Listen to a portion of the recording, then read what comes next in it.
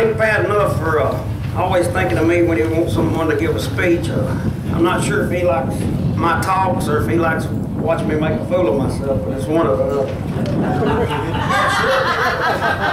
Once again, go back to reading the instructions. Hey, I did that. Would everybody please stand? Salute the Confederate flag, and if you don't know the words, they're down here. I salute the Confederate flag with affection, reverence, and undying devotion to the cause for which it stands. No problem. We tried. Sorry about that. No problem. I asked Pat what he wanted to speak about, and he said something to do with what the Confederate flag means to us. And I'm going to eventually get to that.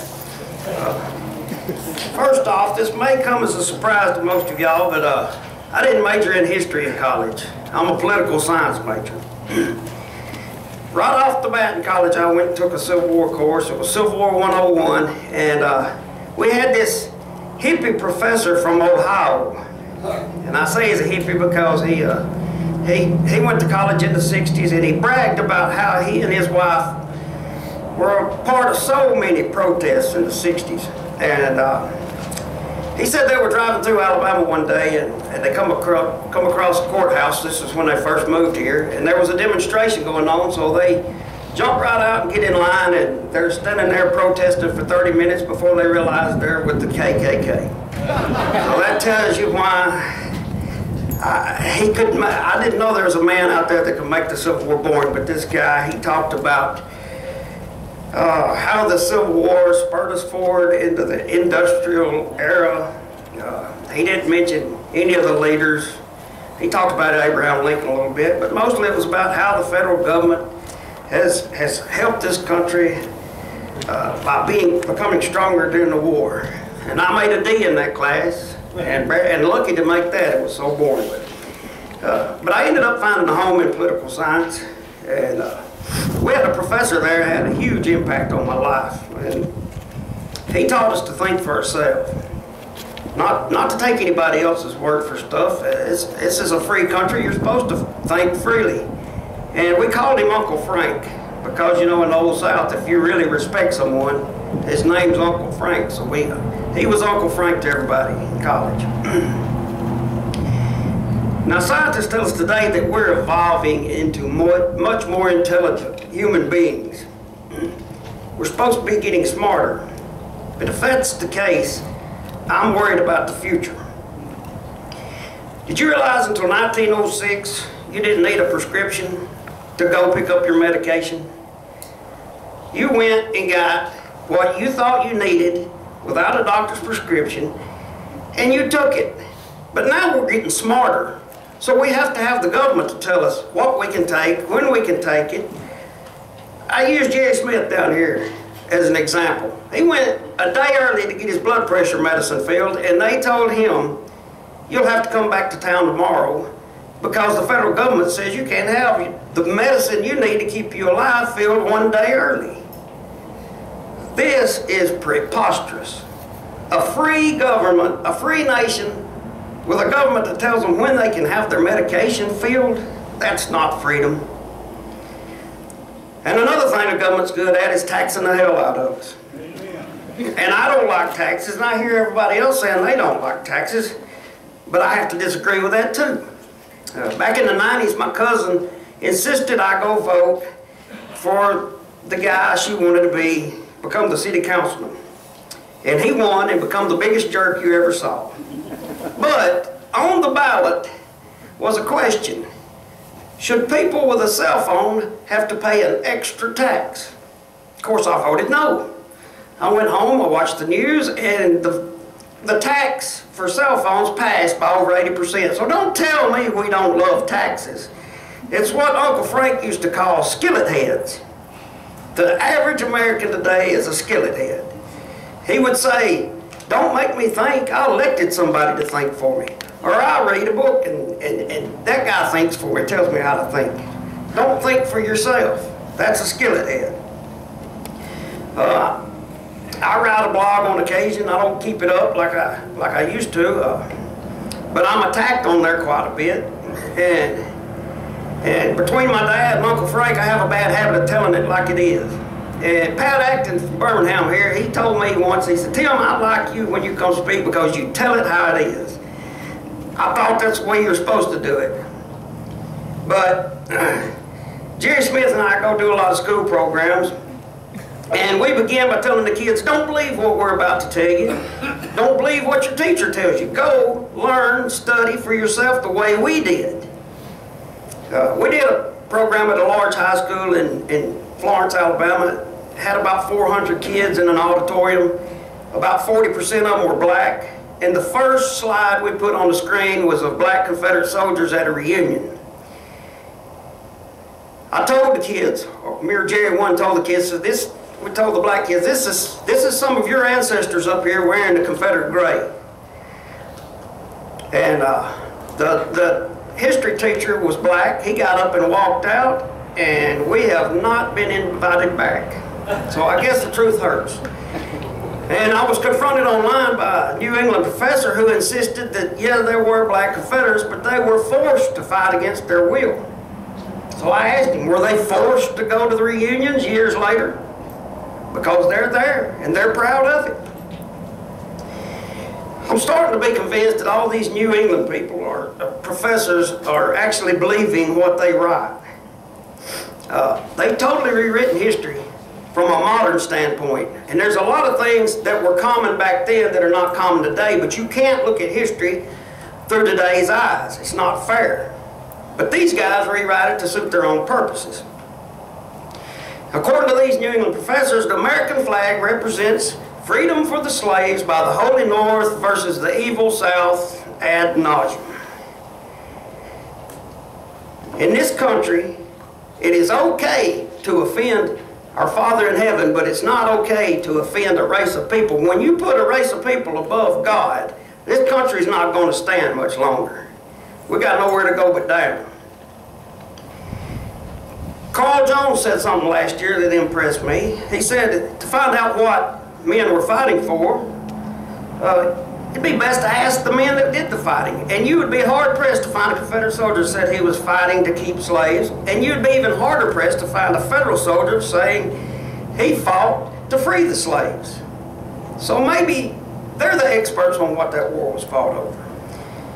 I remember when all this anti-Confederate stuff started up a couple of years ago, me and a couple of members from my camp went to a flag rally. And we put flags in the back of our trucks, and we drove about 15 miles. And when we got to the end of the trip, the guy that had organized the rally stood on the back of his truck and said, "Thank you for coming out and flying your flags to represent Southern heritage." And I was a bit disappointed, because while I was flying the flag for Southern heritage, not once did this guy mention 260,000 Southerners who gave their life for that flag. And the glory and the credit goes to them. I'll give you a couple examples. The 1st Tennessee Infantry had in its ranks over the course of 4 years 3,200 men. They surrendered in North Carolina under Joseph Johnston at the end of the war with 65. Company B, 35th Alabama, was in much the same shape.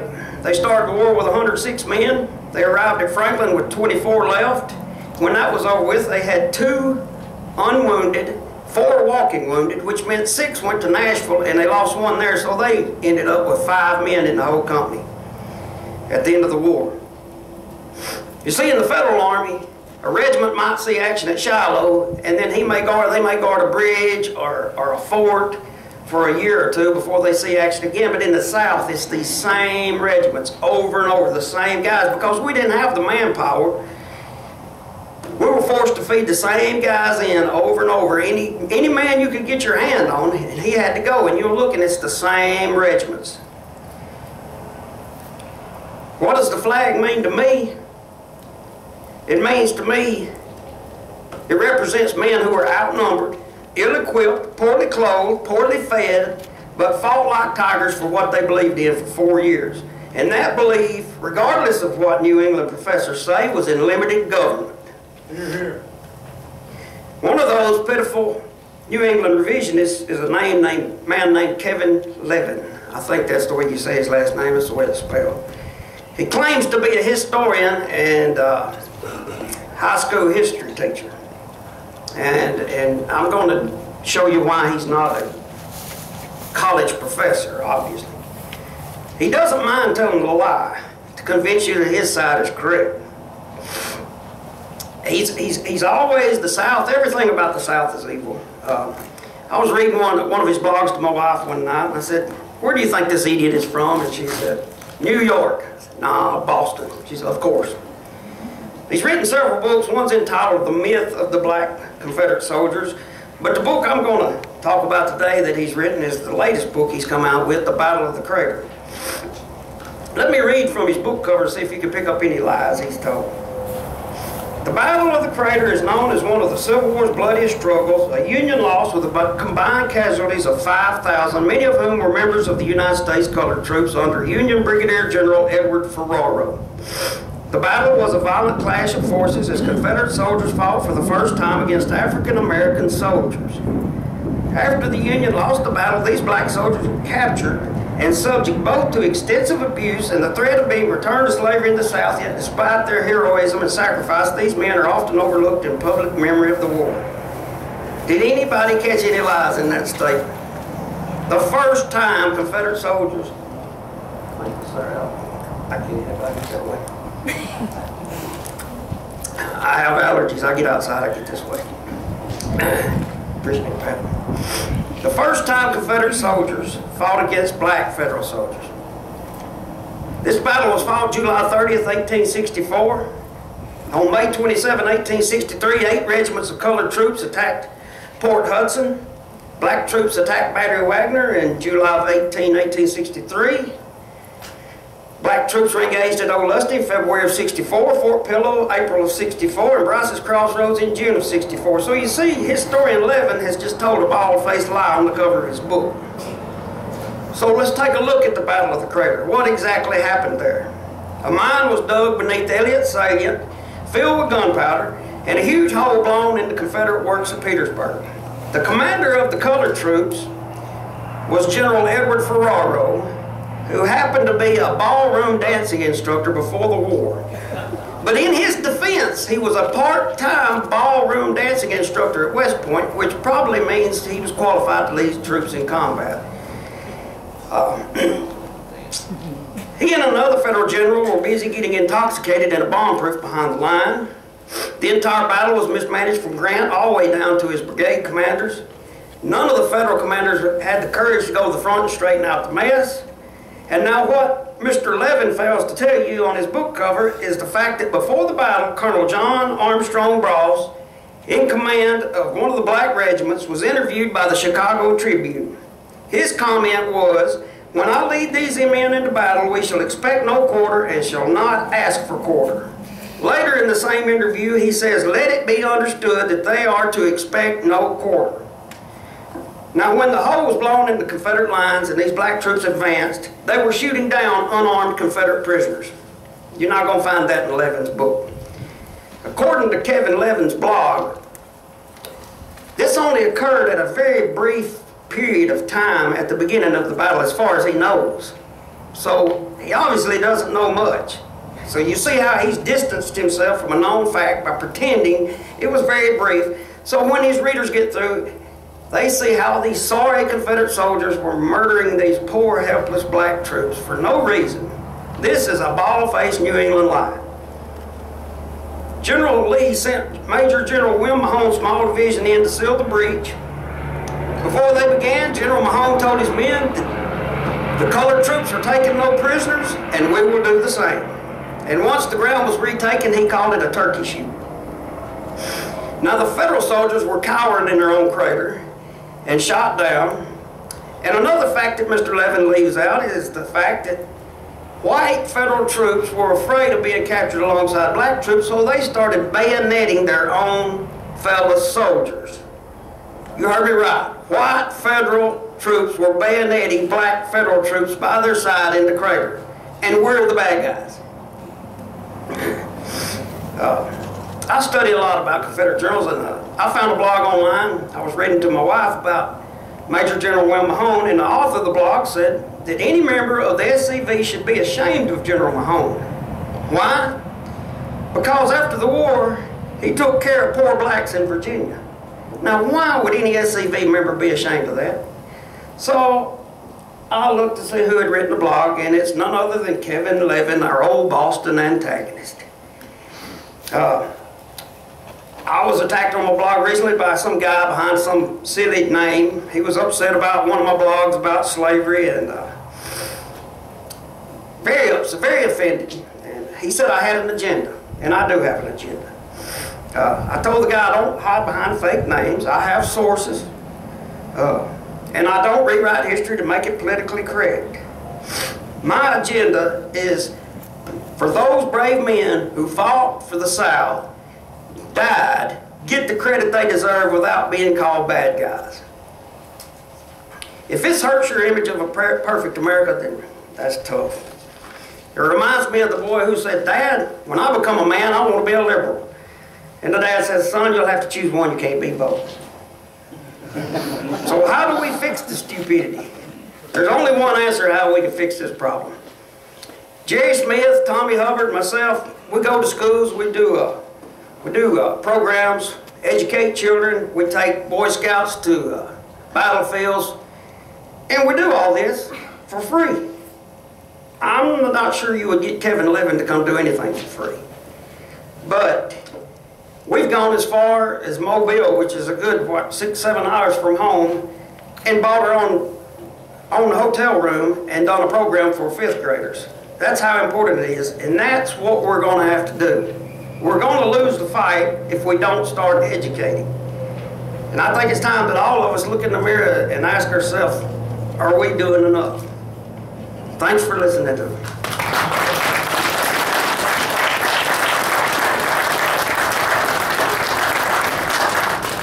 Never a disappointment, Tim Kemp. Good job.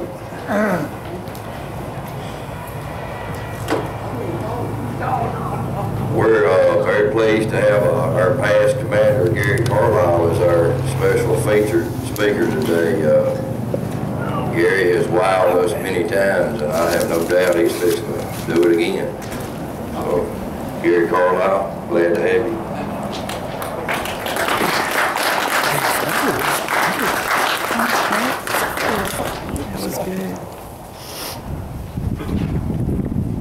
Ladies and gentlemen, that's my flag. It's my papa's, my great-grandpa's, and by George is mine. Thank you. And now, one thing y'all left out about Kevin, he's the editor of the Confederate Veteran. Where'd he go? No. Aren't you the editor? Yes. You're doing a good job. We appreciate you. Thank you very much. Thanks. Now, I'm just glad to be here. Sometimes the infantry can't show up. Where's Mike McMurray? Yeah. And I am a member of the mechanized, but I don't have a motorcycle, so I guess I'm just grounded. That's okay. Now, I was a school principal for years and years and years and years and did public education. In fact, I retired from public education after 35 years, and I told them I'd stamped out ignorance for 35 years. They said it helped a lot when I left, so I'm not sure how to take that exactly, but I like to speak Southern English. Now, you know, we don't speak English. We speak Webster's English. And I'm not too good with Webster, and I get in trouble with it a lot. Y'all remember the Desert Storm? Now, I'm telling you what, it's hard for a Southern to say Shiite. Now, you know what I mean? It's just hard. I used to get in a lot of trouble for that, Joe. I didn't mean to talk of you. It's just hard for a Southern to say that. You know, I might beat the Shiite out of you, but it was hard. Sometimes I'd get in trouble. I'm not really here to bring honor to my ancestors. Boy, that sounds funny, doesn't it? They have done more than I can ever do. I can't undo it, and I cannot do more. And they've gone on to their reward, and great is their reward. I'm here for those youngsters. I'm here for you, and I'm here for my grandbabies. They need to know the truth. They need to know the truth that we're from great stock.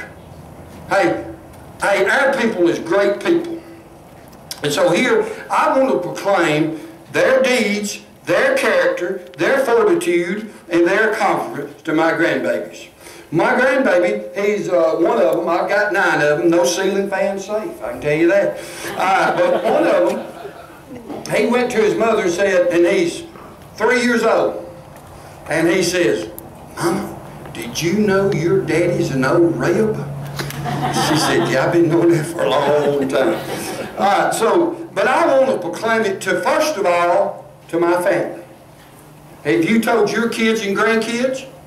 I don't need to go tell people in Washington and Levitt, is that his name? Levitt. Don't tell New England folks. Tell your kids.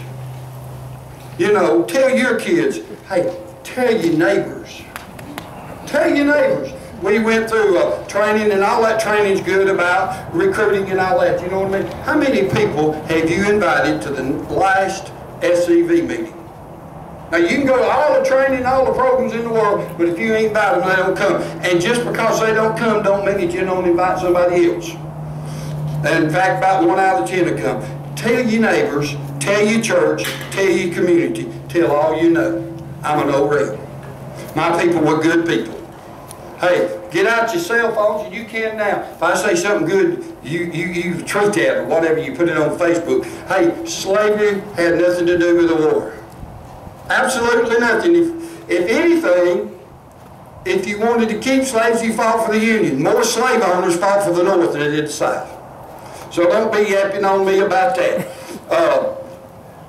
These people that we honored and that I want to tell my folks about it, they followed the great designer of all times of how to build a family, a community, and a church. Hey, if you want to know something good, let me tell you, all you young folks out there, how many people are less than 20 years old?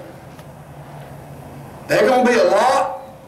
Are you sure about that? All right. He's been listening to Levitt. Let me tell you something. You young folks, one of these days, you'll have to get married. One of these days, you're going to hold something precious in your arm. Let me tell you, young folks, you're the best chance they got.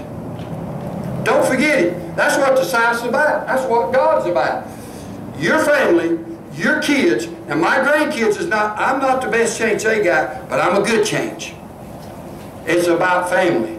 It's about raising neighbors in the community. The great architect, he told us that. That was the good Lord for building those things. It is much, the South is so much earlier than the United States or America. Hey, we're as hated in England. You don't believe it? That's the Scotch, Irish, the Welsh, and all that stuff. Look, that symbol, it's not a Confederate symbol by itself. The X is St. Andrew's cross. You know who the first person to ever bring Jesus was? St. Andrews. Did you know that? You know, by law, we have to fly the St. Patrick flags every day at a public school. We call it the Alabama flag, but it's St. Patrick flag. Now, don't tell me all the miracles he did. Let me tell you what he did. He helped families. He helped churches grow, and he helped societies be moral. They didn't lie, cheat, steal. You know, they didn't have to worry about shooting a gun. You could carry them all you wanted to. They didn't kill people because they learned to love people. Remember, it's a whole lot easier to love mankind than it is your neighbor. It's a whole lot easier to give to the poor, hungry kids in Africa or the thirsty kids in South America than it is to go down and help your neighbor. Ain't it? I mean, it's hard. I mean, it'd be hard if I was your neighbor for you to like me. You know what I mean? Hey, I'm going to come over and eat supper with you one night, whether I'm invited or not. You know what I'm saying? So, but it's about neighborhoods. That's what it's about. There are some men who left a name. Robert E. Lee, Stonewall Jackson. And so we declare their praises. But we should also mainly live by their attributes and character. Then there were some who has no memorial at all. Many has no memorial. And they perished as though they had not lived, as if they had never been born. And so have their children after them. If so, then if so, then their deeds and their beliefs and their names and their faith and their courage and their sacrifices will be all forgotten. And if that happens, we here today, we Southerners, we few Southerners, let me find my place because I'm excited now. We from the great race, we're from the great lovers of liberty, defenders of the faith, we are most of all to be scorned. If their story is not told, we are to be scorned of most of all. But we will remember. We will teach and honor these people, and we will teach our grandchildren. Dixie will never die. Dixie will never die. We will tell of the great people. We will tell of our great people, men of mercy, whose righteous deeds are not forgotten. With their prodigy, will continue to tell of them forever and ever. We will tell of their great. Let me find a place. Tell of their memory and the glory which they never be blotted out. Let me tell you something. If my kid, I don't want my kid to be like a lot of the heroes today. I want him to be like Robert E. Lee. You know, he never cheated on his wife. Do you know that? He paid every one of his bills. Did you know that? He never owned a house. Robert E. Lee was a poor man. Did you know that? Stonewall Jackson, slaves would, please buy Stonewall. He said, if I buy you, I'm going to tell you what I'm going to do. I'm going to put you to work. I'm going to make interest on my money. And when you make enough money, then you can buy your freedom. He didn't give it to him. He gave him something deep inside, personal pride. That's why we play football, ain't it? Why would you play something that they beat you up, knock you down, and call you ugly names and all that stuff? Because when you accomplish something, it's inside. Dixie will never die. Yes, there are bodies that strode all over the Dixie. Some in graves, some has names, and some don't. Some's marked in graves, you know, Navio, which means no names. But I'm going to tell you about them. Them's good folks. They stood tall. You could take it to the bank. Now I'm fixing to tell you some things you may not know. Okay, in 1607, now I'm about through, the first English-speaking people arrived in Jamestown. Over 100 million people has derived from those people, some of their descendants, over 100 million. Our people were from that. Our people were from that. And then, that was in 1607, and in 1620, here came the Pilgrims.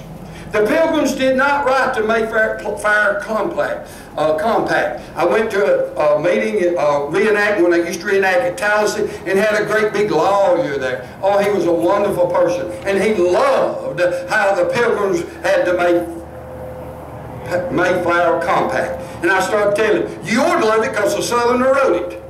They didn't. They only signed it to get off the ship. And remember, when they got off the ship, the old people from Jamestown had to go save them from starvation about 7 times, about twice a year.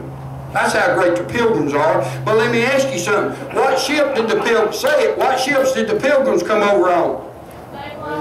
Which ones did your people come over on? We always talking about being not reconstructed. Which ones did your people come over on? Ain't that think for yourself? Thanks for yourself. Which people? I don't want to know what they come over on. I want to know what ship our people came over on. I got it listed here, just in case you ask me. I got mine listed. Where was the first Thanksgiving? Now listen, young folks, where was the first Thanksgiving?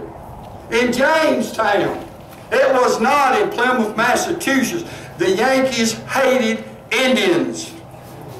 They hated them. They killed them. They sold them most for slaves. The first Thanksgiving was a Southern tradition. If you don't believe it, look at George. Hey, read George Washington. He hated the Yankees as bad as we do. George Washington. That's the father of our country, by the way. Read it. So the first Thanksgiving officially is in Jamestown. Uh-oh. Maybe they're trying to tell me something. You're throwing knives at me. No, okay, did y'all know that? How come we dress our kids up like Pilgrims and Indians on Thanksgiving? Huh? I don't know why. Where were the first slaves? New England and Massachusetts. And it wasn't slave laws just for blacks. Whites. Indians. Now, if you was a male, you had to be sold, Indian, you had to be sold at by the age of 13. Or, how do you keep an Indian from running off? Cut his toes off. You can't run far. Hey, ain't that doing great, New Englanders? Ain't that great? The first representative republic was from the South. The first trial by jury from the peers is from where? The South. The first to have laws for fair to all. It's called Lex Rex. No man's above the law. The Clintons forgot that, ain't they? No man's above the law. If he gets a speeding ticket for doing 50, I better get one. And so is whoever. All right. The first to have land deeds. That means that a rich man can't just say, this is my land. No, he better be recorded. It was in the South. Let's see. In Northeast, the only people who could own land was about 20%. You had to belong to their church. You can't vote, you had to belong to their church. You can't get married, you had to belong to their church. Not in the South. Even women could vote. I'm going to tell you some things you might not know. The first to settle dispute by law. You didn't have to go shoot and cut and bang and murder each other. You take it to a judge, and he most of the time was honest. That was a long time ago, but that used to be true. The Blackstone's Law Books, Magna Carta, all the Bible, it was in everyday English. That was from the South, not New England. Okay, the first to have public elections for all people from the South. I mean, we couldn't vote now if you was in New England. Why? You had to belong to the church. Yeah. And the preacher tell you how to vote. You know what I mean? The first church house was built in the South. The first brick house. The first wharf so you could trade. The first glass factory. The first windmill. Ironworks. Silkworms. Wheat. Tobacco. Peaches. Now Stonewall, he always ate lemons. Probably it wasn't lemons. There ain't not a lot of lemon trees in Virginia. you know what he said? And he probably did like lemons, but he probably ate peaches. More than likely, most of the time, it was peaches. The first brick house, the first state house, the first public free education for a society was in the South. Sound like pretty good folks to me, don't you? Hey, the first to protect people's rights and properties was from the Bacon Rebellion. Read about it. The Bacon Rebellion. Happened long before it was the United States. The first shipping. Oh, that was the Yankees. That's right. The first shipping of slaves in the, what was it, the Desire? They made millions. You know Dartmouth College? You know, they made millions. You know, they preached the gospel. And the Dartmouth Indians became Christians, and they had a prayer meeting. And so the great Yankees surrounded them and sold them all as slaves. Don't tell me about the Yankees. First steamboat was in the South. First flight. First flight was in the South. Now the first flight, I didn't say the first airplane. It was a balloon. Okay, but it was still in flight. Hey, the first mechanized reaper, getter, crop getter. It was in the South. Hey, how many people watches the weather forecast? If you do, thank a Confederate soldier, because he's the one that created all that, and charted the oceans and charted the air currents and all of that. How many people likes Coca-Cola? Thank a Southerner, a Confederate. How many people likes Dr. Pepper? Hey, thank a Confederate. How many people, the first modern torpedo, the plans to make for the Atlantic cable, the cure for yellow fever, convection ovens. Any of you ladies like to cook on convection ovens? A Southerner. Schools for journalism. First school for journalism was started by Robert E. Lee. That's one black mark, wasn't it? But he know how many, I guarantee you. Hey, the first trade schools was a Southerner. The plans for the Panama Canal was a Southerner. You may have heard of him, Jefferson Davis. The plans for the Smithsonian Institute was, you may have heard of him, Jefferson Davis. The city of Washington, D.C. was dreamed and built and wanted to be started by Robert E. Lee's daddy. But he never did, but it finally happened. The best doctor that's ever been in America, his statue's up in Montgomery on the other side of Jefferson Davis. He's from Gunnersville, Alabama, Dr. John White. greatest woman doctor ever was. In fact, he invented the examining table that they still use today. Who wrote the Declaration of Independence? A Southerner. The Constitution? The Southerners. No wonder they don't use it. Gave land rights to new states? The Southerners. Who won the most important battle ever fought on the United States continent to create the United States as a continent power was the Battle of New Orleans. Not one Yankee fought in it.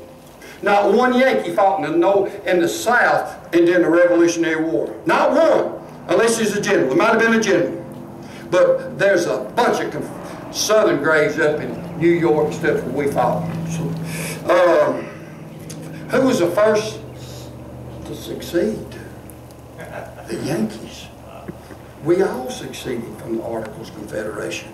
Don't tell me the secession's illegal. Who was the most highly decorated man in World War I? Who was it? World War I now. New York. From where? Tennessee. I think that's a southern state. World War II. Alden Murphy. Texas. From where? I think that's a southern state. How about the most highly modern decorated soldier?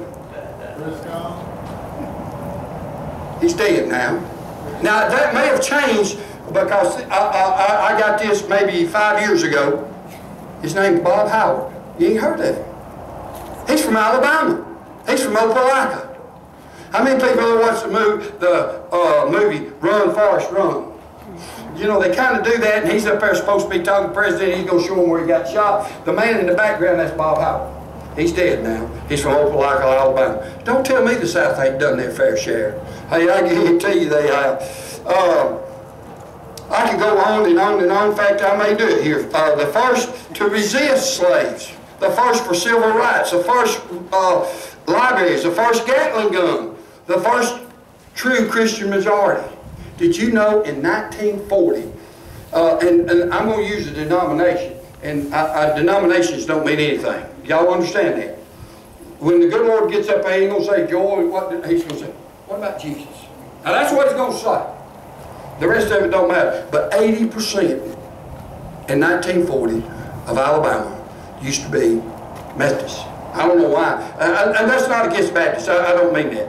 Where I go to church was founded by my great-great-granddaddy, who was a Methodist circuit rider. And on one Sunday, the Methodists would all meet there, same people, and the next Sunday the Baptists would meet there, and it's the same people. You know, it was the same people. You know, we used to disagree on little bitty things. You know what I mean? Little bitty things. It don't matter. What do you do with it? All right, that's what counts. And they knew that. Let's see. The first to recognize minority groups. Did any Jews fight for the North? No, those run out by Lincoln and Grant. Did any fight for the South? Yes. Judith Benjamin was pretty high in the South. In fact, Lee or Jackson didn't make the Jews drill on Saturday because that was their Sabbath. He drilled the fool out of them on Sunday, but he didn't on Saturday. The first state to recognize Christmas as a holiday. Yeah, that's right. What state? Alabama. What about that? So, if you want to get rid of all of the Confederacy, start at Arlington and dig all that up and dig the unknown soldiers out. Because that's all Confederate land. That's George Washington's his grandson's daughter, who Robert E. Lee's wife, who was one of the biggest Confederate ever was. They don't want to get rid of the Confederacy.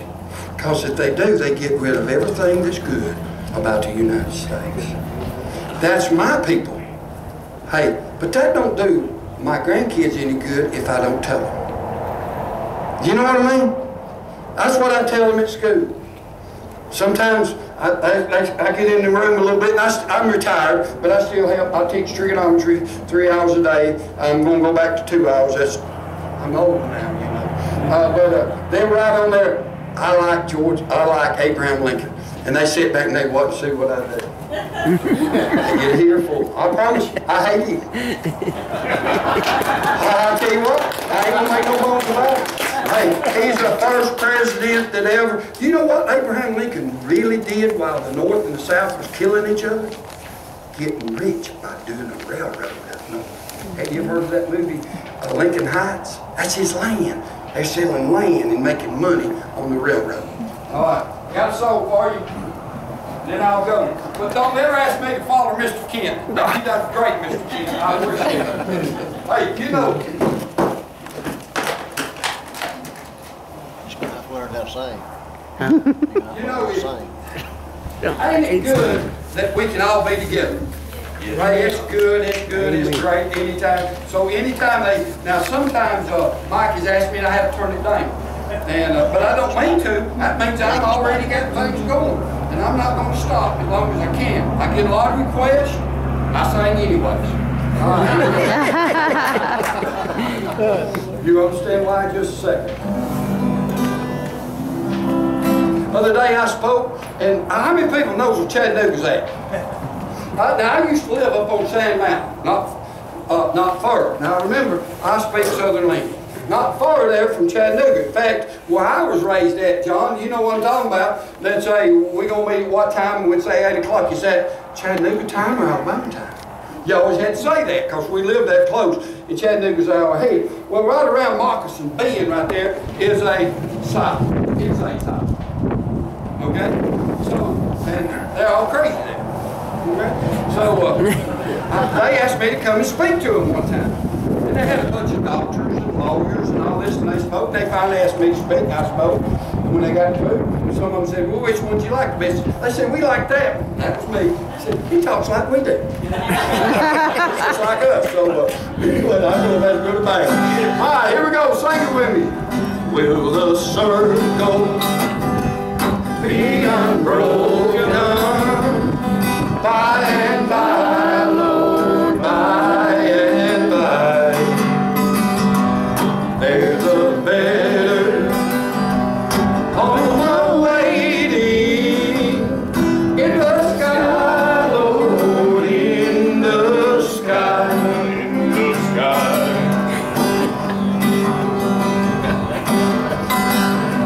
I've got the words, I've sung it a billion times.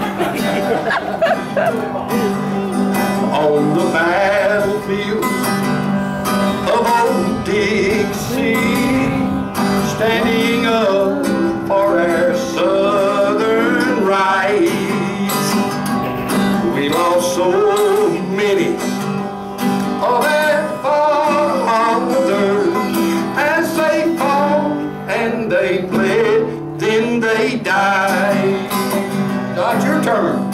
Will the circle be unbroken by and by, Lord, by and by?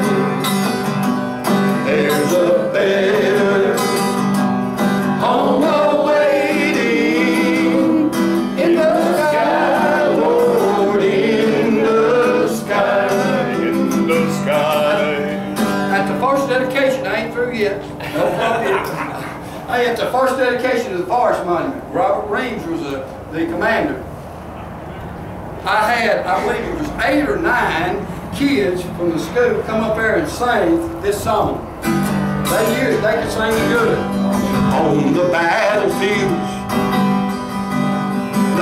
on the stormy banks of Black Creek, Emma Sampson and Bedford Forest Road, they were searching for a ford to cross to catch old Colonel Stray. Well, old Bedford Forest, he caught old Colonel Stray, and he saved Rome, Georgia from Atlanta's fate. All them Yankees, they were trembling when Bedford Forest rode up their way. Will the circle be unbroken by and by, Lord, by and by? There's a better home awaiting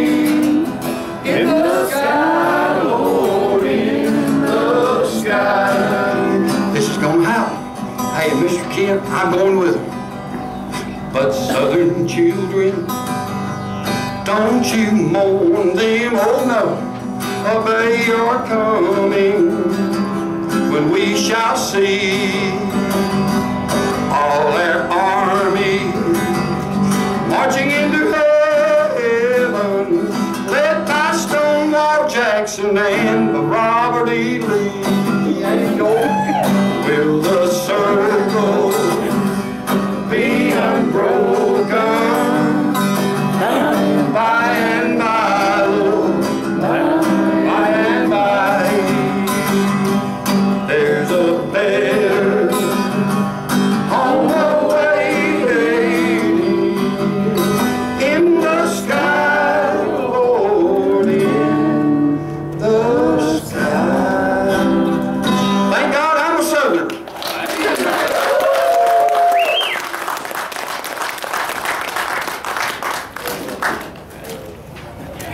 Thank you for your time. Thank you for showing up. It wasn't raining. I know Mike was going to say that. I wasn't gonna go there. Okay. All right. Thank you, Gary Carlyle. I told y'all he's electrifying. Two of my favorite speakers in the whole Confederacy that I've met over the years have been involved with this stuff. At this time, I'd like the people who are going to help carry the flag out to go ahead and make their way around the corner here and get lined up. We're going to launch a brand new large battle flag here, same size as what we did back in May of last year. And hopefully this wind will be blowing enough to stand it out for y'all. And we'll see.